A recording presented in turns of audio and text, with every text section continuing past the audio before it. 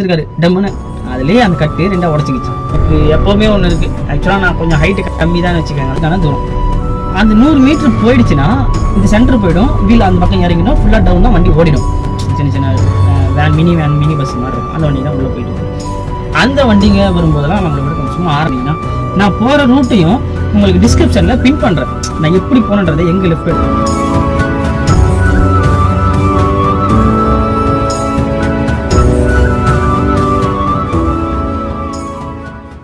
வணக்கம் சொந்தங்களா, எப்படி இருக்கீங்க? நல்லா இருக்கீங்களா? நல்லா இருக்கீங்க நம்புகிறேன். ஆக்சுவலாக இன்றைக்கி நம்ம எங்கே இருக்கோன்னா ரோட்டில் தான் நிற்கிறோம்.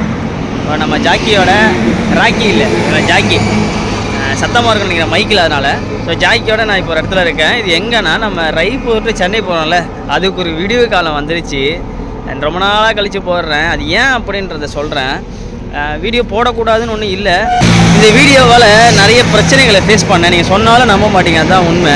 ஸோ 2-3 பேர் நம்மளால் இந்த வீடியோவே போடக்கூடாதுன்னெலாம் சொன்னாங்க. அதையும் தாண்டி நான் கொஞ்சம் மனசளவில் இந்த ஒரு விஷயத்தால் பாதிக்கப்பட்டேன். ஸோ அது என்னன்றதையும் சொல்கிறேன். ரொம்ப சத்தமாக இருக்கிறனால நான் வண்டி உள்ளே உட்காந்து பேசுகிறேன்.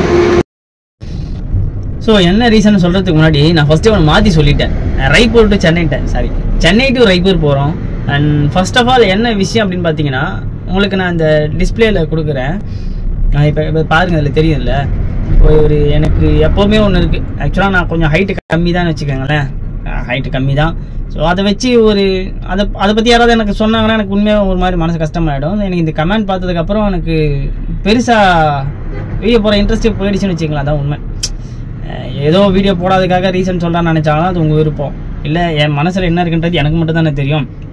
ஸோ அதனால் அந்த ஒரு ரீசன் எனக்கு ரொம்ப பாதிச்சுது. அது ஒரு மாதிரி நம்மளோட பாடி ஜிம் பண்ண எவ்வளோ கஷ்டமாக இருக்கும், அந்த மாதிரி இருந்தது. அண்ட் ஓகே, அதை இக்னோர் பண்ணிட்டேன். அது இதுக்கப்புறமா ஏன் அப்போ வீடியோ போட மாட்டேன், அப்படி போய் தொலைய வேண்டியதானே, ஏன் வீடியோ போட்ட அப்படின்னு கேட்க தோணும் உங்களுக்கு. அவர் ஒருத்தர் மட்டும் தான் எனக்கு அந்த மாதிரி பண்ணார். நிறைய பேர் பண்ணுறாங்க, இல்லைன்னு சொல்லலை.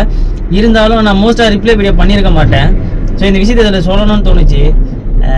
எப்படி என்ன திட்டுங்க கொள்ளுங்க, பட் பாடி ஷேம் மட்டும் பண்ணாதீங்க.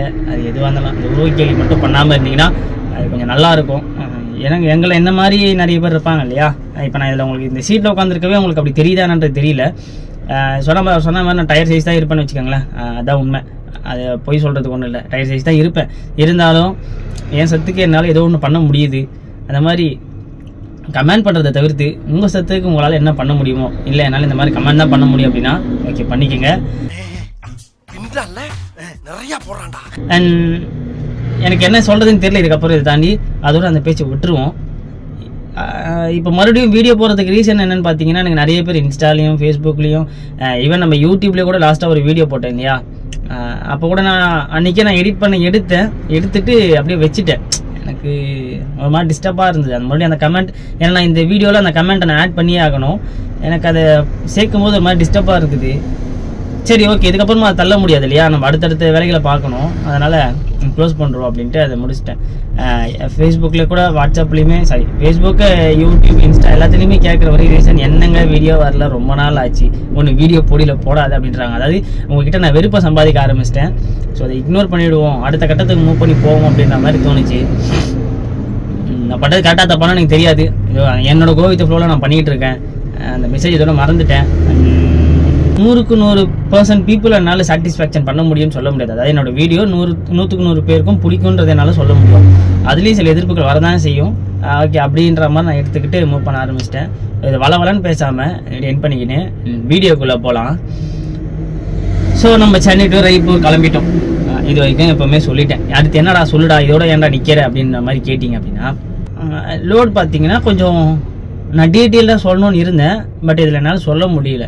ஆக்சுவலாக இது எங்கே லோடிங்னு பார்த்தீங்கன்னா, ஃபஸ்ட்டு நம்ம சென்னை ஒரகடமில் லோடிங். ஆஃபீஸ் பேர் சொல்ல முடியாது நண்பா, தயவு செய்து என்னை மன்னிச்சிருங்க. ஆஃபீஸ் பேர் சொல்லக்கூடாதுன்ற மாதிரி ஒரு ரூல் ஒன்று இருக்குது. ஸோ தப்பாக நினச்சிக்காதீங்க. லைனுக்கு ஏற்றணும், சென்னையில் ஆஃபீஸ் சொல்லுங்கள் அப்படின்னா என்னால் கண்டிப்பாக சொல்ல முடியாது. அண்ட் நான் ரெஃபர் பண்ணால் கொஞ்சம் பிரச்சனைகள் ஆல்ரெடி நான் இதுக்கு ஒரு வீடியோ கூட போட்டிருப்பேன். ஸோ மறக்காமல் செக் பண்ணி பாருங்கள். இப்போயும் அந்த பிரச்சனை மறுபடியும் ஸ்டார்ட் ஆகிருக்கு. அதனால் ஆஃபீஸ் பேர் சொல்ல முடியாது. ஸோ இது எங்கே லோடிங்னு பார்த்தீங்கன்னா, ஒரகடம்னு ஒரு ஏரியாவில் ஒரு லோடு ஒன்று ஏற்ற போயிருந்தோம். இது என்ன லோடு ஏது லோடுன்றது அப்பாரம் இருக்கட்டுமே. ஸோ இது பார்த்தீங்கன்னா ரைப்பூருக்கு இதோட வெயிட் பார்த்தீங்கன்னா எனக்கு 3.25 டன் மொத்தத்துக்கு வந்து இந்த லோடோட வெயிட்டு. அவ்வளோதான், இதோட போறியா அப்படின்னா அதான் கிடையாது. இந்த லோடோட வாடகை பார்த்தீங்கன்னா 39,000 ரூபா. இந்த லோடுக்கான வாடகை 39,000 ரூபா. எக்ஸாக்ட் ரைப்பூரே கிடையாது, ரைப்பூரையும் தாண்டி கொஞ்சம் தூரத்தில் போய் இறக்குற மாதிரி வரும். ஸோ இன்னொரு பார்ட் லோட ஒன்று ஏற்றி விட்டாங்க. அது மறுபடியும் ரிட்டர்ன் நம்ம ஆஃபீஸ் வந்துட்டேன். நான் ஏற்றுறது பார்த்தீங்கன்னா 5ஆம் தேதி லோடு ஏற்றி நின்றுது. 6ஆம் தேதி லோடு ஆகலை, 7ஆம் தேதியும் லோடு ஆகலை, 8ஆம் தேதி அதாவது 6ஆம் தேதி வந்து 5ஆம் தேதி வெள்ளிக்கிழமை நினைக்கிறேன், சனி ஞாயிறு லோடு ஆகலை, திங்கக்கிழமை ஒரு லோடு சொன்னாங்க. திங்கக்கிழமை மத்தியானத்துக்கு மேலே ஒரு லோடு சொன்னாங்க. அந்த லோடு ஏற்றிக்கிட்டு வந்துட்டு செவ்வாய்க்கிழமை மதியம் கிளம்புனேன். அதாவது 9ஆம் தேதி மதியம் இந்த லோடு எடுத்துகிட்டு கிளம்புனேன். அதாவது இந்த லோடு மட்டும் இல்லை, 2 லோடு இங்கே எடுத்துக்கிட்டு 9ஆம் தேதி கிளம்புனேன். ஸோ இதோட டோட்டல் கலெக்ஷன் பார்த்தீங்க அப்படின்னா 79,000 ரூபா டோட்டல் கலெக்ஷன். இது 79,000 ரூபா அப்படின்றாதீங்க, அதுக்குள்ளே நான் நிறைய இருக்குது. உங்களுக்கு வாடகை டீட்டெயிலாக சொல்லணும் இல்லையா, அதுக்காக நான் சொல்லிடுறேன். அந்த பில்லே நான் போடணும்னு இருந்தேன். ஸோ அந்த பில்லை போட்டாலே எனக்கு பிரச்சனை. அதாவது நம்மளுக்கு கமிஷன் பில்லுன்னு ஒன்று கொடுப்பாங்கல்ல, அந்த தபால் பில் ஒன்று கொடுப்பாங்க இல்லையா, அந்த தபால் பில் கொடுக்கலான்னு பார்த்தேன், அது கொடுக்கவும் முடியாது. இது எடுத்துகிட்டு எப்படி போகணும் எந்த போகணும் அப்படின்னு எனக்கு தெரியாது. நான் ரைப்பூர் இதாக ஃபஸ்ட்டு போகிறேன். உங்களுக்கே தெரியும், நான் மோஸ்ட்டாக லைனுக்கு போனது இல்லைல்ல, எனக்கு எப்பயாவது தோணும்போது போவேன். ஆனால் இதுக்கப்புறம் நம்ம ஜாக்கி வந்ததுக்கப்புறம், ராக்கி இருக்கும்போது பெருசாக நான் ஹைதராபாத் டு சென்னை தான் ஓட்டியிருக்கேன். ஜாக்கி வந்ததுக்கப்புறம் நான் ஃபுல் அண்ட் ஃபுல் லைனுக்கு தான் ஓட்டணும் அப்படின்ற மாதிரி ஃபிக்ஸ் ஆகிட்டேன். அப்புறம் இன்னொரு விஷயம் நான் உண்மையாக சொல்ல, இதுக்கப்புறம் லைனுக்கு தான் ஓடுவான் ஜாக்கி. ஸோ அதுக்கான கொஞ்சம் வீடியோ கொஞ்சம் டிலேவாக வரும், பட் எல்லாம் வந்துக்கிட்டு இருக்கும் அப்படின்ற மாதிரி ஃபிக்ஸ் ஆகிட்டேன். லைனுக்கு எத்தனை ரைப்பூர் போகணும். ஸோ எனக்கு உண்மையாகவே சொல்கிறேன், இந்த வீடியோவில் நான் அவர்கிட்ட கூட டேரெக்டாகவும் சொல்லலை. மேபி இந்த வீடியோ அந்த பார்த்தா அவருக்கு யூஸ்ஃபுல்லாக இருக்கும்னு நினைக்கிறேன். என்னன்னா ரொம்ப ரொம்ப தேங்க்ஸ். ஏன் அப்படின்னா மேப் என்னதான் போட்டு நம்ம போனாலும் அந்த நம்மளுக்கு முன்னாடி ஒருத்தர் ஒரு ரூட்டில் போயிட்டு எக்ஸாக்டாக ஒரு லொக்கேஷன், எக்ஸாம்பிளுக்கு ஒரு 100 மீட்டர் போனால் இங்கே ஒரு ரோடு இருக்கும், இங்கே 2ஆக பிரியும். ஸோ இங்கே ஒரு லேண்ட்மார்க் இருக்கும், அதில் லெஃப்ட் எடுங்க ரைட் எடுங்கன்னு சொல்லி கிட்டத்தட்ட என்ன ஒரு 1500 கிலோமீட்டர் ஆச்சு, 1300 கிலோமீட்டர் வரைக்கும் என்ன ஒருத்தர் கைட் பண்ணாருன்னா நம்புவீங்களா? ஆனால் அதான் உண்மை. ஸோ நான் போன ஏரியாலாம் உங்களுக்கே ஆல்ரெடி நான் ஒரு ப்ரோமோவில் போட்டிருப்பேன்ல, ஒரு ஷார்ட்ஸ் ஒன்று போட்டேன். அவர் எல்லா இடத்துலையும் எனக்கு சலிக்காமல் ரூட் சொன்னாப்புல.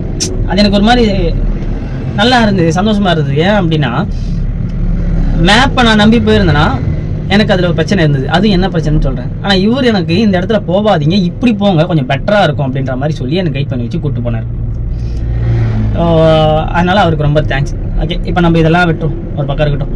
லோடு ஏற்றி கிளம்பியாச்சு. எந்த ரூட்டு போகணும் அப்படின்ற மாதிரி ஒரு கன்ஃபியூஷன். அப்போ எனக்கு சொன்ன ரூட் பார்த்தீங்கன்னா, எனக்கு சொன்ன ரூட்டு சென்னையிலேருந்து கிளம்பி நெல்லூர் ஒங்கோல் வழியாக விஜயவாடா டச் பண்ணி நம்ம பத்ராச்சலம் ரூட் இருக்கு இல்லையா, பத்ராச்சலம் வழியாக போயிட்டு அங்கேயுமே பார்த்தீங்கன்னா 2 வழி பிரியும். பத்ராச்சலம் தாண்டி 2 வழி பிரியும். அந்த இடத்துல மேப் உங்களுக்கு லெஃப்டில் மட்டும்தான் ஒரு ரோடு காட்டும். ஸோ அந்த ரோடு நான் ஃபஸ்ட்டே சொன்னேன் இல்லையா, நான் ரூட்டை மாற்றி சொல்கிறேன்னு சொல்லி, அதாவது ஏன் அதுக்கப்புறம் சொல்கிறேன்ற ஒரு வார்த்தை ஒன்று சொன்னேன் இல்லையா. அந்த பத்ராச்சலம் தாண்டி பார்த்தீங்கன்னா ரோடு 2 உங்களுக்கு மேப் பார்த்தீங்கன்னா அந்த பத்ராச்சலம் தாண்டி போய் லெஃப்ட்டில் திரும்புகிற மாதிரி தானே காட்டும். ஆனால் அது உடனே இல்லை, பத்ராச்சலம் தாண்டி போகணும். கிட்டத்தட்ட ஒரு தோராயமாக சொல்லணும்னா ஒரு 30 கிலோமீட்டர் டு 40 மேபி 50 கூட வரலான்னு வச்சுக்கோங்களேன். அவ்வளோ தூரம் போகிற மாதிரி இருக்கும். அங்கே போயிட்டு லெஃப்டில் இப்போ இதுவுமே நான் இந்த பத்ராச்சலத்துக்கு முன்னாடி பார்த்தீங்கன்னா தெலுங்கானா உள்ள ஒரு இடத்துல டேரெக்டாக உள்ளே போயிட முடியாது. அதுவும் கொஞ்சம் சிட்டி லிமிட்டு, நான் கொஞ்சம் டைம் பார்த்து தான் உள்ளே போகிற மாதிரி இருக்கும்னு வச்சுக்கோங்களேன். அதுக்கு எனக்கு ஒரு ஐடியா கொடுத்தாங்க. அதே அப்படியே அந்த லொக்கேஷன்லேயே பார்த்தீங்கன்னா ஒரு ரவுண்டான மாதிரி வரும், அந்த இடத்துல ஒரு சிலை இருக்கும். ஸோ அந்த ஏரியா முடிஞ்சால் நான் பின் பண்ணுறேன் கீழே அந்த ஏரியா நேமை முடிஞ்சா, இல்லை அப்படின்னா அந்த ஃபோட்டோ இருந்தால் எடுத்து நான் போடுறேன் இங்கே சைடில். ஸோ இந்த இடத்துல பார்த்தீங்கன்னா நீங்கள் ரைட்டு போயிடக்கூடாது. உங்களுக்கு மேப் ரைட்டில் தான் காட்டும். நீங்கள் ஸ்ட்ரெயிட்டாக போனீங்கன்னா என்ன கிட்டத்தட்ட ஒரு 10 கிலோமீட்டர் போய் சுற்றி வர மாதிரி, 10 கிலோமீட்டருக்கு கொஞ்சம் கம்மியாக தான், ஒரு 5 கிலோமீட்டர் ரேஞ்சில் தான் போய் சுற்றி வர மாதிரி இருக்கும். ஆனால் ட்ரைலரே அந்த ரோட்டில் தான் போவோம். நீங்கள் இந்த ரோட்டில் பார்த்தாலே உங்களுக்கு தெரியும், ட்ரைலரே அந்த ரோட்டில் தான் போகுது. அதில் நம்ம போகிறது ஒன்றும் பெருசாக பிரச்சனை இருக்காது. அதில் போயிட்டீங்கன்னா கொஞ்சம் அவுட்டருக்காக போய் சுற்றி வந்துடலாம். இல்லை இந்த பக்கம் தான் போனோம் அப்படின்னா அங்கே ஏதோ ரெஸ்ட்ரிக்டட் டைம் இருக்குன்றாங்க நான் கேள்விப்பட்டேன். ரைட்டு திரும்பிட்டேன், ஸ்ட்ரைட்டாக ரவுண்டான வந்து நேராக போயிட்டு கொஞ்சம் அவுட்டரில் போய் ரைட்டு கட் பண்ணி இந்த பக்கம் பத்ராச்சலம் ரோடு வரையும் வந்துட்டோமா. வரும்போது இங்கே வழியில் செலவு பார்த்தீங்கன்னா உங்களுக்கு இங்கே சென்னையில் எடுத்து நடுவில் எந்த ஒரு இடத்துக்குமே செலவு இருக்காது. தெலுங்கானா என்ட்ரா வரீங்கல்ல, அங்கே என்ட்ரா ஆகும்போது ஒரு 100 ரூபா கண்டிப்பாக கொடுக்கணும். நம்ம பார்டர் செக் போஸ்ட்டுக்கு கண்டிப்பாக 100 ரூபா கொடுக்கணும். அதே மாதிரி அவுட் ஆகும்போது 100 ரூபா கொடுக்குன்றது அது உங்கள் திறமை. அங்கே கொடுக்கணும்னு இருக்குது. மேபி அவுட் ஆகும்போது தெலுங்கானா ஸ்டேட் அவுட் ஆகும்போது உங்களால் மிஸ் ஆகி வர முடிஞ்சா ஓகே, இல்லை ரிஸ்க் எடுக்க வேணாம் அப்படின்னா 100 ரூபா கொடுத்துட்டு வந்துருங்க. ஸோ இதுதான் 2 செலவு. அதுக்கப்புறம் பார்த்தீங்கன்னா பத்ராச்சலம் வந்துடுறோமா உள்ள. இப்பயும் சொல்கிறேன், அந்த நான் ஒரு 40 கிலோமீட்டர் பக்கம் வரணும். அந்த ஏரியா அவ்வளோ நீட்டாக என்கிட்ட இங்கே கிளம்பும்போது ஒன்று சொன்னாங்க. ஆனால் இந்த இப்பயும் சொல்கிறேன், எல்லாரும் பேசியே நம்பிடாதீங்க. ஒரு ரூட்ல ஒருத்தங்க ரெகுலரா ஓட்டுறாங்கல்ல, அவங்க பேச்சு நமக்கு அதான் கரெக்ட். ஒரு காலத்துல ஓட்டிட்டு வந்திருப்பாங்கல்ல. ஆனா உண்மைதான், நான் பொய் சொல்லல. இந்த இடம் திருட்டு ஏரியா, திருட்டு பயம் கொண்ட ஏரியா தான். இப்போ இல்லை, ஒரு காலத்துல. ஸோ இப்போ பெருசா பிரச்சனை இல்லை அப்படின்னு எல்லாருமே சொல்றாங்க. எனக்குமே இந்த இனி நான் சொன்னேன்ல, நீ ஏத்துங்க, அதெல்லாம் ஒன்றும் இல்லை, நான்லாம் ரெகுலரா அதான் ஓட்டுறேன் அப்படின்னு சொல்லி என்கிட்ட சொன்னாரு. ஆனால் எனக்கு ஒருத்தன், நீ போவாத, கூட ஒரு ஆளுக்கு போட்டு கூட்டிட்டு போ, அதான் உனக்கு சேஃப்டி அப்படின்னா நான் சிங்கிளாக தான் போனேன். எனக்கு பெருசா தெரியல அப்படி. அவர் ஏன்னா லைன்ல கைட் பண்ணிட்டு தான் இருக்காரு, இங்கே இருங்க இங்கே இருங்கன்னு. அதுக்கேற்ற மாதிரி நானும் ரொம்ப நைட்லலாம் பெருசாக ட்ராவல் பண்ணேன். நைட்டு போனேன், ஒரு இடத்துல மட்டும் நைட்டு போனேன், அது எங்கன்னு சொல்கிறேன். பகலில் போயிட்டு அப்படி நீ ஓரளவுக்கு போயிட்டேன். அந்த பத்திரம் லெஃப்ட் திரும்ப இல்லையா, அந்த லெஃப்ட்டில் போனால் 1000 வரைக்கும் செலவு இருக்கும் அப்படின்னு சொல்லி சொன்னாங்க. ஆனால் மேப்பில் உங்களுக்கு அப்படி தான் காட்டும். நீங்கள் என்ன பண்ணுங்கள், அந்த லெஃப்ட் எடுக்காமல் முடிஞ்ச அந்த இடத்தையும் நான் இதில் பின் பண்ணுறேன். அந்த ஏரியா பேரும் எனக்கு சரியாக தெரியல, அதையும் நான் பின் பண்ணுறேன். அந்த இடத்துல பார்த்தீங்கன்னா நேராக போயிடணும். நேராக போனீங்கன்னா இங்கே இருந்தால் உங்களுக்கு ஒரு மாதிரி அட்வென்ச்சர் ரூட்டு ஸ்டார்ட். நான் அந்த ப்ரோமோவில் போட்டிருந்தேன் இல்லையா, வேற மாதிரி. எப்படி சொல்கிறது, நம்ம வண்டி ஆல்ரெடி பிக்கப்பும் கொஞ்சம் ப்ராப்ளம் இருக்குல்ல. ஸோ அதனால் அந்த இடத்துல போகும்போது எப்படி போவோம், என்ன ஆகுன்றது எனக்கு எந்த ஒரு ஐடியாவும் கிடையாது. நான் உள்ள வண்டி எடுத்துகிட்டு போயிட்டேன். ஃபஸ்ட்டே நீங்கள் இதை பார்ப்பீங்க, அந்த சேத்து ரோடு. அப்படி உள்ள இறங்குறேன், டம்முன்னு ஒரு சவுண்டு. நீங்கள் நம்பவே மாட்டீங்க, உண்மையாகவே அப்படி இருந்தது. என்னன்னு போய் பின்னாடி பார்த்தா அந்த இடம் பார்த்தீங்களா, உங்களுக்கு பெருசாக பள்ளம் இருக்க மாதிரி தெரியல. இறங்கும் போது தான் தெரியுது ஃபீல்.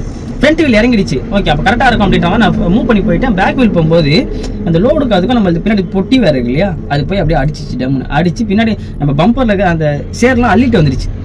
அந்த மாதிரி இருந்தது. அதுக்கப்புறம் அந்த அந்த இதில் ட்ராவல் பண்ணிக்கிட்டே இருக்கிறேன். கொஞ்சம் தூரத்தில் போயிட்டு பார்த்தா வண்டி அப்படியே ஸ்லோவாக நின்றுடுச்சு, சேத்துல வீல் நின்றுட்டு. அப்புறம் என்ன பண்ணுறது, நம்ம வண்டி தான் ஆர்பிஎம் பிரச்சனை தெரியும்ல. ஃப்ரண்ட்டில் மூவ் ஆகலை, உடனே ரிவர்ஸ் போட்டு ஒரு 10 மீட்டர் சர்டன் ரிவர்ஸில் வந்துட்டு லோடு கீர் போட்டு மறுபடியும் ஃப்ரண்ட்டில் போனேன். எனக்கு நம்ம வண்டியில் அந்த மொத்த வெயிட் பார்த்தீங்கன்னா 7500 வரைக்கும் வந்துருச்சு. அதாவது நம்ம வண்டி எம்டி வெயிட் அதிகன்றனால ஒரு 500 கிலோ கூட வந்துருச்சு. இல்லைனா நம்ம வேற ஒரு ரூட்டுக்காகவே போயிருக்கலாம். இன்னொரு ரூட் இருக்குன்றது எல்லாருக்கும் தெரியும். ஆனால் இப்போ நான் சொல்கிறேன் இல்லையா, இப்போ நம்ம போகிறது பார்த்தீங்கன்னா ஃபுல்லாக சிங்கிள் ரோடு தான். அதில் எந்த ஒரு ஆச்சரியமும் இல்லை. நம்ம இங்கே இது விஜயவாடா லெஃப்ட் திரும்புகிற வரைக்கும் ஹைவேஸ், அதுக்கப்புறம் சிங்கிள் ரோடு தான் கிட்டத்தட்ட. ஸோ அந்த சிங்கிள் ரோடும் ஒரு மாதிரி நல்லா இருக்கும். நீங்கள் இந்த நவீன் சொன்னா தெரியுமா, இந்த ரூட்லாம் ஃபீல் பண்ணுங்க, அதே டிரைவராக இருந்தீங்கன்னா ட்ராவல் பண்ணுங்க அப்படின்ற மாதிரி ஒன்று சொன்னான். எனக்கு அப்படி தான் தோணுச்சு. அந்த நான் போகும்போது கிளைமேட் எனக்கு சப்போர்ட்டாக கிளைமேட் இருந்தது. எந்த ஒரு வழித்தொலை இல்லை, எந்த ஒரு மனசு சங்கடம் இல்லை. ஏதோ நம்ம ஏரியாவுக்குள்ளே போய் சுற்றுற மாதிரி ஒரு ஃபீல் இருந்தது. ஒரு இடமும் நான் அவ்வளோ ரசித்து போனேன். உண்மையாகவே சொல்கிறேன், எனக்கு டைம் ஆகிடுச்சு. நான் அறக்க பறக்க ஓட்டினாலும் ஒரு இடத்தையும் நான் ரசித்து போனேன். ஸோ ஃபைனலாக இந்த இடத்த தாண்டிட்டேன். இந்த மண் ரோடு தாண்டினதுக்கப்புறம் ஒரு செக் போஸ்ட் மாதிரி வச்சுருப்பாங்க. அது வந்து ஒடிசா என்ட்ரன்ஸ். இந்த ஒடிசா என்ட்ரன்ஸில் பார்த்தீங்கன்னா 20 ரூபா கொடுக்கணுமா. ஆனால் நான் போகும்போது யாரும் இல்லை, போயிட்டவங்க இல்லை. ஸோ 20 ரூபா, அது ஃபாரஸ்ட் ஏரியா. ஸோ நம்ம எங்கே போகிறோம் என்னன்றதை மட்டும் எழுதிட்டு அனுப்பிடுவாங்க. உள்ளே போனாலும் வெளியே வந்தாலும் அதான் கணக்குன்ற மாதிரி சொன்னாங்க. ஸோ நான் போகும்போது யாருமே இல்லை, நான் பாட்டுன்னு உள்ளே எடுத்துட்டேன். போயிட்டா நம்ம ஆள் அந்த ரோடும் போய் ரைட்டில் திரும்பும். அந்த செக் போஸ்ட்லேருந்து ஒரு 1 கிலோமீட்டர் 2 கிலோமீட்டர் போய் ரைட்டை திரும்பணும்னு வச்சுக்கோங்களேன். திரும்ப வந்ததுக்கப்புறம் நொந்துட்டேன் நான். நம்ம ஆள் ஏறவே ஒரு சின்ன மேட்டை கண்டாலும் திணறான். எனக்கு என்னடா பண்ணுறது அப்படின்ற மாதிரி ஆயிடுச்சு. போகலை வண்டி. ஒரு இடத்துல ஏறுது அப்படின்னா இந்த ஒரு 7 டன் பாசிங்கன்னா உங்களுக்கே தெரியும் வண்டி மேக்ஸிமம் எத்தனை கியரில் ஏறும். நம்ம வண்டி லோடு கியரில் மட்டும்தான் ஏறுது, அதாவது ஃபஸ்ட் கியரில் மட்டும்தான் ஏறுது. அது செகண்டு போட்டால் திணறாப்புல, தேர்டு போட்டாலும் வேஸ்ட்டு. அதுக்கு என்ன பண்ணுறதும் தெரியல. உங்களுக்கு யாருக்காவது ஏதாவது ஒரு ஐடியா இருக்கு? ஏன்னா புது வண்டி தான், சர்வீஸ் சென்டர்லையும் கேட்டோம், இல்லை ஒரு பிரச்சனையும் இல்லைன்றாங்க. இதுக்கு என்ன பண்ணலாம், இதுக்கு என்ன பண்ணால் இது கிளியர் ஆகும்? இதை தாண்டி நான் இன்னொரு அடுத்த இடத்துல இதோட கிளிப்லாம் ஆட் பண்ணுறேன் பாருங்க. ஸோ அங்கே நம்ம முடிச்சுட்டு வண்டி மூவ் பண்ணி எடுத்துட்டோம். ஒரு வழியாக கஷ்டப்பட்டு அப்படியே போயிட்டோம். இது பார்த்தீங்கன்னா ஒரு 40 கிலோமீட்டர் பக்கம் ரோடு இப்படியே தான் இருந்தது. ஆனால் ஏரியா பீஸ்ஃபுல்லாக இருக்குது. 2 பக்கமும் மரம், சிங்கிள் ரோடு, நிசப்தமான டிரைவு, எந்த ஒரு கவலையும் இல்லை, டென்ஷன். எனக்கு வண்டி போகலன்ற கவலை மட்டும்தான் இருந்தே தவிர வேற எந்த ஒரு பதட்டமோ பயமோ எதுவுமே இல்லை. உண்மையாகவே அந்த எல்லாம் சொல்லுவாங்க சிங்கிள் ரோடு போனால் என்னமோ ஆகிடும் அப்படி இப்படின்னாங்க. ஆனால் உள்ளே போகிறேன் எனக்கு அந்த மாதிரி பெருசாக தெரியல. ஏன் அப்படின்னா நான் கேள்விப்பட்ட வரைக்கும் இந்த ஃபாரஸ்ட் ஏரியாவில் ஒரு 14 பேரை சுட்டுருக்காங்களாம் ஆர்மி ஆஃபீஸர்ஸ். அதுக்கப்புறம் எல்லாமே வந்து சரண்டர் ஆகிட்டாங்க அப்படின்ற மாதிரி என் கூட வந்து ஒரு டிரைவர் என்னாகும், அப்புறம் இன்னொருத்தரும் சொன்னாங்க. அதுதான் உண்மையானது தெரியல. மேபி உங்களுக்கு யாருக்காவது இந்த பக்கம் நம்ம ரூட் போகிறோம் இல்லையா, இந்த ரூட் என்னன்ற நான் சொன்னல, பத்ராச்சலம் வரைக்கும் தான் நான் சொல்லணும். பத்ராச்சலத்துலேருந்து மல்கான்கிரி, ஜெய்ப்பூரிலேருந்து நவரங்பூர்லேருந்து அம்பானிக்காடு, அம்பானிக்காடுலேருந்து ஒரு 40 கிலோமீட்டர் போனால் ஒரு ரவுண்டாக நான் லெஃப்ட் வரும். அது எடுத்தால் நேராக ரைப்பூர் போகிற ரோடு தான். ராம்ஜிலா போய் ரைப்பூர் போகிற மாதிரி இதுதான் ரூட்டு. ஓகேங்களா, இந்த ரூட்டு இப்போ நான் உங்களுக்கு சொல்கிறது மல்கான்கிரி வரைக்கும் நான் வந்திருக்கேன். ஓகேங்களா. மல்கான்கிரின்றது ஒரு செகண்ட் பார்ட்டுன்னு வச்சுக்கோங்களேன். மல்கான்கிரி நான் வரும்போது கொஞ்சம் ஒரு 8 மணி பக்கம் ஆயிடுச்சு. 8 மணி ஏன் நல்ல மழை. உங்களுக்கு அந்த கிளிப்பு இருக்கான்னு எனக்கு தெரியல, இருந்தால் நோட் பண்ணுறேன், இல்லைன்னா சொல்கிறேன் கேட்டுங்க. செம்ம மழை நல்லா வெளுத்து வாங்குது. நம்ம வண்டி புது வண்டியில், இந்த வண்டிக்கு புது வண்டிக்கு எப்போவுமே லைட்ஸு ஹெட்லைட் பார்த்தீங்கன்னா 60-80 தான் தருவாங்க. அதாவது கம்மி பவரில் தான் தருவாங்க. ஓட்டெல்லாம் ஓகே தான், பவர் ரொம்ப கம்மியாக இருக்கும், ரொம்ப மங்கலாக இருக்கும். அதை நான் நோட்டீஸும் பண்ணல, நான் பாட்டு வண்டி எடுத்து கிளம்பிட்டேன். அங்கே போனதுக்கப்புறம் தான் அந்த மழைக்கு அதுக்கும் சுத்தமாக ஒன்றும் தெரியல. ஒரு இடத்துல ஹில்ஸ் பார்த்தீங்கன்னா ஸ்டார்ட் ஆகுது. மல்கான்கிரிக்கு முன்னாடியே ஒரு இடத்துல அது ஹில்ஸ்னு கூட சொல்ல கொஞ்சம் மேடு மாதிரி ஏறணும்னு வச்சுக்கோங்களேன். அது மேலே ஏறிட்டேன். ஏறினதுக்கப்புறம் ஒரு 2 கிலோமீட்டர் தான், இவ்வளோ தூரம் தான் வச்சுக்கோங்களேன். நம்ம வண்டி இங்கே நிற்கிதுன்னா இவ்வளோ தூரம் தான், அதாவது ஒரு 100 மீட்டர் ரேஞ்சுக்கான தூரம். அந்த 100 மீட்டர் போயிடுச்சுன்னா இந்த சென்டர் போயிடும், வீல் அந்த பக்கம் இறங்கிடும், ஃபுல்லாக டவுன் தான், வண்டி ஓடிடும். ஆனால் நம்ம என்ன பண்ணிட்டான், சடசடன்னு 5வது கியரில் இருந்தேன், சடசடன்னு 2வது கியர் வந்துட்டான். அவ்வளோ. அதுக்கப்புறம் சரி ஓகே நின்றுட்டான், லோடு கியரை போட்டு ஏற்றிடலாம் அப்படின்ட்டு லோடு கியரை போட்டு மூவ் பண்ணுறேன். வண்டி அப்படின்ட்டு சார் சூப்பராக பண்ணுங்க சார், என்னோட பண்ணுங்களேன் அப்படின்ட்டு அப்படி நின்றுட்டு ஏற மாட்டேனுது. நானும் என்னென்னமோ பண்ணுறேன், ஏறலை. எனக்கு ஒரு மாதிரி பதட்டம் ஆயிடுச்சு. ஏன் அப்படின்னா, என்னடா பதட்டம் இல்லைன்னு சொன்னியே பண்ணா, அந்த இடத்துல எனக்கு அப்படி ஆயிடுச்சு. ஏன்னா கும் இருட்டு, ஒரு துளி வெளிச்சம் கிடையாது, மின்மினி பூச்சி வெளிச்சம் கூட அந்த இடத்துல கிடையாது. ரொம்ப நேரம் ட்ரை பண்ணால் ஏறல. அதுக்கப்புறம் ஸ்க்ளட்ச் வாசனை வந்து ஆரம்பிச்சிருச்சு. சரி இப்படியே இருந்தால் ஸ்க்ளட்ச் வீணாக போய்ட்டுன்ட்டு ரிவர்ஸில் இறங்கிடலாம் அப்படின்ட்டு ரிவர்ஸில் இறங்கிட்டேன். அது ரோடு எனக்கு சரியாக தெரியல, இருட்டில் சுத்தமாக தெரியல. நம்ம இந்த ரோட்டில் லைன் போட்டிருப்பாங்களே, சைடில் ஒயிட் லைன் போட்டிருப்பாங்களே, அதை பார்த்து அதை கணக்காக அப்படியே ரைட்டில் அணைச்சே கொண்டு வந்துட்டேன். லெஃப்ட்டில் போக தெரியல, ஏன்னா நம்ம வண்டி மிரர் உடஞ்ச வண்டியில் ரைட்டை கனெக்ட் பண்ணி ரைட்லேயே அப்படியே கொண்டு வந்துட்டேன். எங்கே இருந்தோ ட்ராவல்ஸ் வந்தாருப்பா, எங்கேருந்து வந்தாருன்னே தெரில. நல்லா தெரிச்சிட்டேன், ஒன்று அவரோ இல்லை நாமளோ ஏதோ ஒரு வண்டி அடிப்போம். ஏன்னா அது ரொம்ப சிங்கிள் ரோடு, வண்டி வேறு ஆல்ரெடி கிராஷாக நிற்குது, அது டேர்னிங் வேறு. அந்த வண்டி பார்த்தீங்கன்னா அந்த வால்வோ 6900 ஒரு வண்டி, ஒரு பெரிய வண்டியாக வரும். அது வந்தார் கரெக்டாக அந்த பெண்ட் வந்து புஷ்ஷு கட் பண்ணி அப்படியே போயிட்டு, இப்படி கட் பண்ணாலும் தெரியல, ஆனால் சர்ன்னு கட் பண்ணி எடுத்துகிட்டு போயிட்டார். ஆனால் ஒரு வீல் கீழே தான் இறங்கிச்சு அவருக்கு. அன்றைக்கி என் நேரம் நல்லா இருக்கவே நான் தப்பிச்சேன், இல்லைனா நான் வந்துருப்பேன். அதுக்கப்புறம் என்ன பண்ணுறது, ஃபுல்லாக இறக்கிட்டேன். ஒரு வீலை மண்ணில் இறக்கி லோடு கீரை போட்டவன் தான் அந்த ஆர்பிஎம் திணறுது. 200 ஆர்பிஎம்க்கு மேலே போனால் தான் நம்ம வண்டி ஏறுற ஃபீலே வருது, இல்லைனா வரல. அப்படி ஏற மாட்டேன்னுது. அதாவது ஒரு நம்ம ஒரு 1500 அந்த அதுக்கு கீழே போச்சுன்னா சுத்தம் வண்டி அப்படியே உட்காந்துருது. ஒரு வழியாக அதை மேலே ஏற்றி இறக்கி போயிட்டேன். இந்த மல்கான்கிரி ஹில்லுன்னு சொன்னேன் இல்லையா, அந்த இடத்துல மல்கான்கிரி மலை இருக்குது. கீழே போனீங்கன்னா அங்கே ஒரு ஃபாரஸ்ட் ஆஃபீஸர் இருப்பாங்க, அவங்கக்கிட்ட என்ட்ரி போட்டு சம்டைம்ஸ் காசு வாங்குவாங்களாம், சம்டைம்ஸ் வாங்க மாட்டாங்க அப்படின்ற மாதிரி சொன்னாங்க. அந்த இடத்துல நான் காசு கொடுக்கல, நான் போகும்போது மழை பெஞ்சிட்டு இருந்ததுனால பெருசாக இல்லை அவங்க. நான் போயிட்டேன், அந்த ஹில்ஸ் எல்லாம் ஏறிட்டேன், ஒரு 2-3 பெண்ட் இருக்கும், ஏறிட்டேன். ஒரு இடத்துல போனால் நேராக போயிட்டேன், கல் போட்டு வச்சுருந்தாங்க. எதுக்கு கல் போட்டு வச்சுருக்காங்க, ஒரு வேலை நம்ம பேரிகேட் மாதிரி போகல அப்படின்னு நான் உள்ளே போயிட்டேன். இப்போ இதுக்கு முன்னாடி அந்த கல் போட்டுக்குன்னு சொன்னதுக்கு முன்னாடி ரைட்டில் பார்த்தீங்கன்னா மழை சரிஞ்சா மாதிரி இருந்தது. இருட்டில் எனக்கு பெருசாக தெரியல, மழை சரிஞ்சா மாதிரி இருக்குது. முன்னாடி போயிட்டேன், இல்லை இந்த கல் போட்டு அந்த மழை சரிஞ்சதுக்காக தான் போட்டிருப்பாங்களோ அப்படின்ற மாதிரி யோசிக்கிறேன். அதை தாண்டி அந்த மழை அது உள்ளே போயிட்டேன், பார்த்தா ரோடே கிடையாது, ஃபுல்லாக க்ளோஸ்டு. என்ன பண்ணுறது, மறுபடியும் ரிவர்ஸில் தான் வரணும். சரி ஃபஸ்ட்டே நம்ம ரிவர்ஸில் வந்து கஷ்டப்பட்டோம் அப்படின்ட்டு ரிவர்ஸ் கியர் போட்டு அதை வந்து வெளிச்சம் இருக்குமே அப்படின்ட்டு அதை நல்ல ஃப்ளோப்பு முட்டாள்தனமாக முடிவு எடுத்துட்டேன். ரிவர்ஸ் கியர் போட்டு ட்ரை பண்ண ஆரம்பிச்சிட்டேன். ஏன்னா வெளிச்சம் எனக்கு சுத்தமாக தெரியல, யாரை கூட கைட் பண்ணுறது தான் கரெக்டாக. நான் அந்த இடத்துக்கு போகும்போது மணி பார்த்தீங்கன்னா ஒரு 11 மணி கிட்ட ஆகிட்டு இருக்கும். 11 மணி மேபி 10 to 11 இருக்கலாம். அந்த இடம் போகும்போது இருட்டு, கும் இருட்டு, ஜில்லோன்னு இருக்குது, நல்ல ஒரு மாதிரி குழுக்குன்னு இருக்குது. எனக்கு எப்படி சொல்கிறது, காட்டுக்குள்ளே தான் இருக்கிறேன். எக்ஸாக்டாக நான் காட்டுக்குள்ளே தான் இருக்கிறேன். நெட்வொர்க்கும் பெருசாக இல்லை ஃபோனில். நம்ம மாட்டிக்கிட்டோம் அப்படின்னு நினச்சிக்கிட்டு ரிவர்ஸ் கியர் போட்டு வந்தோடனே இந்த 2 கல் போட்டிருக்கனால அங்கே வரும்போது ஃபுல்லாக வேக்யூம் இறங்கி போச்சு. ஏன்னா டவுன் இறங்குது, நான் பிரேக் அடிச்சு விட்டதில் மொத்த வேக்யூமே இறங்கிடுச்சு.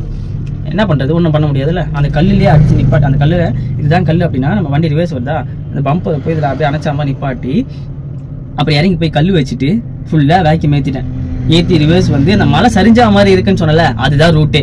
அங்கே மழை சரியில்லை, அங்கே அந்த பக்கம் ஒரு பாதை ரெடி பண்ணுறாங்க, அது எனக்கு இருட்டில் தெரியாதனாலே இவ்வளோ பிரச்சனை. மறுபடியும் ரிவர்ஸ் வந்துட்டு அந்த பாதை திரும்புறோம்ல, அந்த இடத்துல பார்த்தீங்கன்னா ரோட்டுக்கும் மண் பாதைக்கும் ஒரு பள்ளம் இருக்குது. அந்த பள்ளத்தில் பொறுமையாக இறக்கி ஏற்றினா தான் மேலே ஏற முடியும். இல்லை நம்ம வர ஸ்பீட்லேயே நல்லா கொஞ்சம் ஏறி கட் பண்ணி போகணும். என்னாச்சு, அந்த மேடு பள்ளத்தில் விட்டு நான் ஒரு 10 நிமிஷமாக ட்ரை பண்ணுறேன். அந்த நம்ம வண்டி வேறு பிரச்சனை இல்லை, 10 நிமிஷமாக ட்ரை பண்ணுறேன். ஏறுது கரெக்டாக அந்த மேடு அந்த இடத்துல போய் அந்த இடத்துல டெஸ்டினேஷன் ரீச் ஆகும்போது வண்டி பிக்கப் இல்லை, மறுபடியும் ரிட்டர்ன் வந்துடுது. இதே மாதிரி ட்ரை பண்ணேன். அந்த பள்ளத்தையும் தாண்டி வண்டி ஃபுல்லாக ரிவர்ஸ் எடுத்துட்டேன். ஒரு கட்டத்தில் விட்டுருவோம், என்ன பண்ணுதுன்னு பார்ப்போம். லோடு கீரை போட்டு நல்லா ஆக்சிலேட்டர் கொடுத்து சர்ன்னு அந்த பள்ளத்தில் டம்மின்னு உட்காந்து இருந்தது. அந்த அந்த அந்த நேரம் நான் உண்மையாகவே பயந்துட்டேன், ரொம்ப நொறுங்கிட்டேன். ஏன்னா கட்டு உடஞ்சிருச்சோ. நம்ம இன்னொரு விஷயம் தெரிஞ்சுக்கங்க, நான் டாட்டா வண்டியோட நான் 3ஆவது வண்டி, அதாவது நம்ம நவீன் வண்டி ஒன்று, நம்ம வண்டி ராக்கி ஒன்று, அது இல்லாமல் 2 டாடா ஐஸ் வச்சிருந்தேன். எந்த வண்டிக்கு நான் கட்டே தட்டினதில்லை. என்ன ரீசன் சொல்கிறேன், டாட்டாவில் கட்டு அவ்வளோ குவாலிட்டியாக இருக்குது.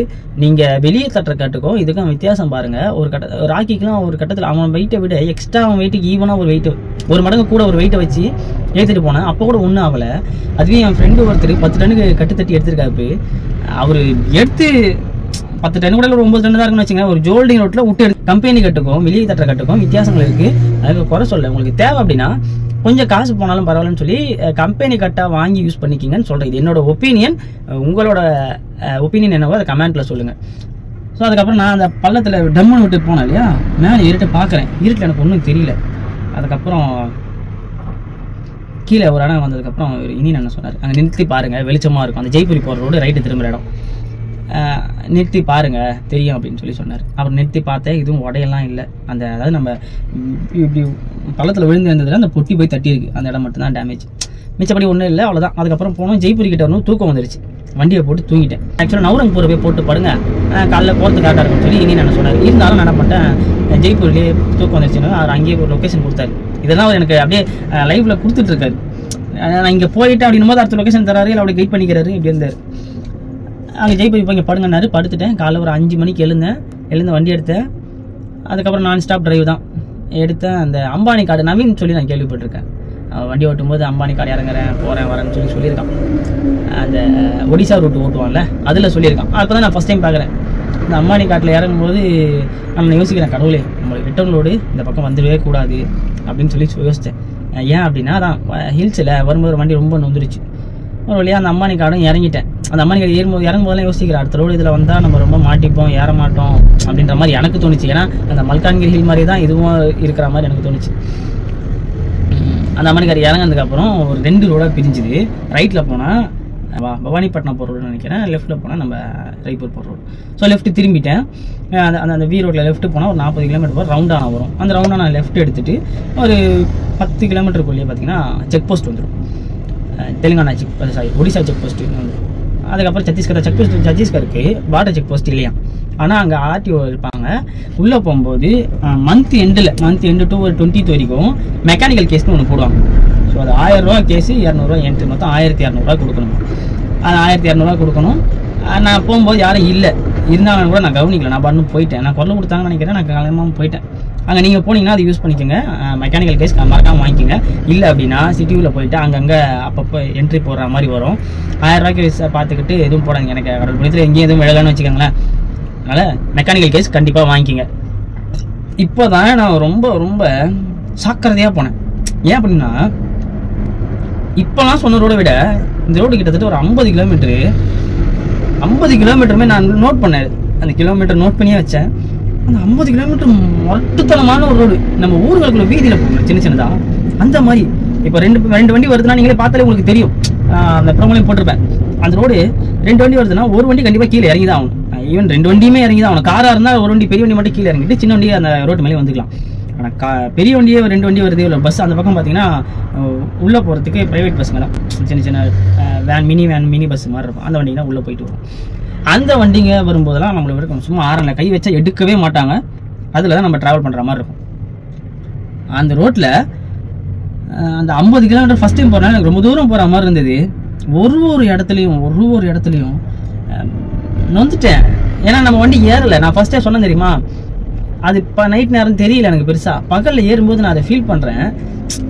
இதில் போகும்போது ஃபாரஸ்ட் செக் போஸ்ட் ஒன்று வரும். அவங்கக்கிட்ட 50 ரூபா கொடுங்க. இன்கேஸ் நீங்கள் இந்த ரூட் போகிற மாதிரி புதுசாக யாராவது போகிற மாதிரி இருந்தீங்கன்னா, நான் போகிற ரூட்டையும் உங்களுக்கு டிஸ்கிரிப்ஷனில் பின் பண்ணுறேன். நான் எப்படி போனன்றதை, எங்கே லெஃப்ட் எடுத்த, எங்கே ரைட் எடுத்த, எந்த இடத்துல என்ன அப்படின்றத நான் டிஸ்கிரிப்ஷனில் பின் பண்ணுறேன். வேணுன்றவங்க நோட்டீஸ் பண்ணிக்கிங்க. இன்கேஸ் நீங்கள் இந்த பக்கம் ரைப்பூர் போகிறீங்க அப்படின்னா நீங்கள் இந்த ரூட்டை கூட ஃபாலோ பண்ணிக்கிங்க. எனக்கு சொன்னதை நான் உங்களுக்கு அதில் போடுறேன். 1, 2, 3 போட்டு சென்னை டு ரைப்பூர் போகிறதுக்கான அந்த டீட்டெயில் நான் அதில் போடுறேன். இப்படி போகணும்னு சொல்லி அந்த இடத்துல பார்த்தீங்கன்னா ஃபாரஸ்ட் செக் போஸ்ட் கீழே இருப்பாங்க. அவங்ககிட்ட 50 ரூபா கொடுங்க. வண்டி நம்பரு, வண்டி ஓனர் நம்பரு, என்ன பொருள், எங்கேருந்து வருது எல்லாம் கேட்பாங்க. என்ட்ரி போட்டுட்டு கேட் திறந்து விட்டாங்கன்னா, மார்க்கெட்டில் கேட் போட்டிருப்பாங்க.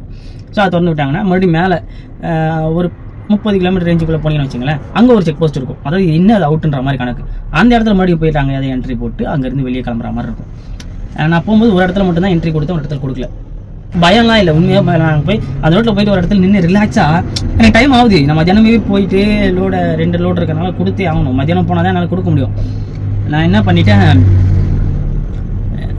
அந்த ரோட்டில் போனதுக்கப்புறம் மாதிரி டென்ஷன் ஆகிடுச்சு. வண்டி ஒரு வாரம் நிப்பாட்டி இடத்துல நல்ல ஒரு கொஞ்சம் கேப், நல்ல தாராளமான இடம் இருந்தது.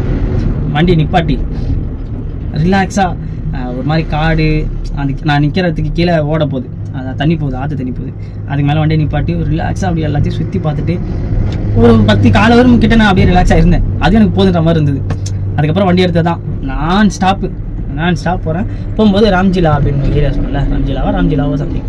அங்கே போகும்போது வழி ஆர்டிஓ இருந்தாங்க. அந்த இடத்துல வழி ஆர்டிஓ இருப்பாங்க. நீங்களும் ஏன்னா நம்ம வண்டியில் 500 கிலோ கூட இருக்குல்ல, சரி இப்போ ஆர்டிஓ பிடிச்சிட்டாங்க என்ன பண்ணுறது அப்படின்னு ஒரு பயம் வந்துச்சு. அப்புறம் போனால் அங்கே அவங்க எதுவுமே கேட்கல. வண்டி புது வண்டியாச்சு, ஓகே, ரிஃப்ளெக்டர் ஸ்டிக்கர் இருக்கா, இருக்குது, லைசன்ஸ் வச்சிருக்கா, இருக்குது, அப்போ போகலாம் அப்படின்ட்டாங்க. அனுப்பிட்டேன். நேராக ரைப்பூர் போனேன். ரைப்பூர் போயிட்டு ஒரு இடத்துல பொருள்லாம் கொஞ்சம் அரேஞ்ச் பண்ண வேண்டியது. அரேஞ்ச் பண்ணிவிட்டு ஒரு பொருளை இறக்கி மறுநாள் கொடுக்கணும். அது சிட்டிக்குள்ளே போகிறனால மறுநாள் கொடுக்குற மாதிரி இருந்தது. அது வந்து நான் ஈவினிங்கே வந்து எல்லாத்தையும் அரேஞ்ச் பண்ணிட்டு ஒரு பொருளை போய் மறுநாளே கொடுத்துட்டேன். அதாவது வெள்ளிக்கிழமை கொடுத்தேன்னு நினைக்கிறேன். சனிக்கிழமை வந்து மறுபடியும் அந்த லோடு ஏற்றி வச்சு நின்ட்டேன். அதோட எனக்கு கிட்டத்தட்ட ஒரு 4 நாள் ஆல்ட் ஆயிடுச்சு. செவ்வாய்க்கிழமை தான் நம்ம இங்கே லோடு ஏற்றணும் இல்லையா, சென்னை உரகடத்தில் ஒரு லோடு ஏற்றணும் இல்லையா, நான் தான் போய் செவ்வாய்க்கிழமை கொடுத்தேன். ஸோ கொடுத்துட்டேன். எனக்கு இது மொத்த செலவு எல்லாமே நான் உங்களுக்கு ரிட்டன் குண்டூர் லோடு ஏற்றணும் இல்லையா, அதில் சொல்கிறேன். எனக்கு கிட்டத்தட்ட 30 நிமிஷம் ஓடிடுச்சு. இதை நான் எப்படி டேலி பண்ணுறதுன்னு தெரியல. அதனால் ரிட்டன் நான் ஒரு அடுத்த ஹிண்ட் தான், அது குண்டூர் வரைக்கும் லோடு ஏற்றினேன். அதுக்கப்புறம் எங்கே போனேன்றதை நான் மொத்தமாக அதிலே போட்டுறேன். அதாவது எங்கேருந்து எங்கே போனேன் அதுக்கான கணக்கு வீடியோ எல்லாத்தையும் அதிலே போட்டுறேன். ஸோ இந்த வீடியோவில் நான் கற்றுக்கிட்டது, எனக்கு தெரிஞ்சது, எனக்கு சொல்லிக் கொடுத்தது எல்லாத்தையும் நான் உங்ககிட்ட ஷேர் பண்ணிட்டேன். உங்களுக்கு ஏதாவது டவுட் இருக்குது அப்படின்னா நீங்கள் மறக்காமல் கமெண்ட்டில் கேளுங்க, நான் முடிஞ்ச அளவுக்கு ரிப்ளை பண்ணுவேன். அப்போ இதை தாண்டி நான் எதுவும் சொல்கிறதுக்கு எனக்கு பெருசாக இல்லை. நான் அந்த விஷயத்தை நான் மறந்துட்டேன். இதோட அந்த வீடியோவில் பார்க்கலாம், அடுத்த வீடியோவில் பார்க்கலாம். இது ஏன் இவ்வளோ பெருசாக நான் சொல்கிறேன் அப்படின்னா, இந்த ரூட்டில் எல்லாம் சொல்லுவாங்க, பயமுறுத்துவாங்க, இதில் சிங்கிள் ரோடு போகாத பிரச்சனை இருக்குது அப்படின்னா. அதெல்லாம் ஒன்றும் இல்லை. நைட் நான் அந்த பக்கம் ஃபுல்லாகவே ஃபாரஸ்ட் ஆஃபீஸருங்க இருக்காங்க, ஆர்மி ஆஃபீஸருங்க இருக்காங்க.